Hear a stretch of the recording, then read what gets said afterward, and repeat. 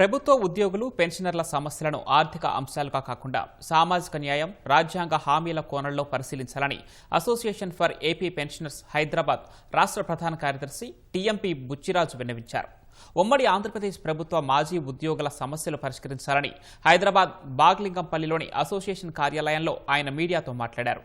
11వ వేతన సవరణ, ఒక బకాయిలు, డియర్నెస్ రిలీఫ్ బకాయిలను తక్షణమే విడుదల చేయాలని విన్నవించారు. సమస్యలపై విజయవాడలో రౌండ్ టేబుల్ సమావేశం నిర్వహించనున్నట్లు వెల్లడించారు.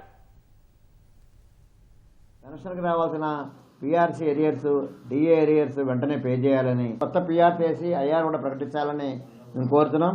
అలాగే పెన్షన్ డైరెక్టరేట్ ఏర్పాటు చేస్తామని మీరు మేనిఫెస్టోలో చెప్పారు.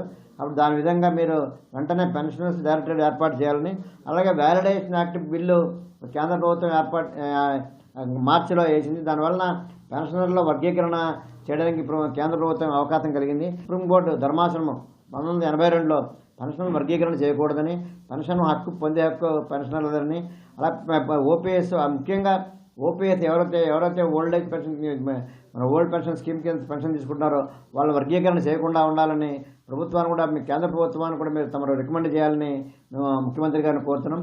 ఏది ఏమైనా పెన్షనర్ల ఆవేదనని మీరు తెలుసుకోవాలని, ముఖ్యంగా హైదరాబాద్లో సెటిల్ అయిన వాళ్ళకి పెన్షనర్లకి చాలా ఇబ్బందులు పేర్కొంటున్నారు.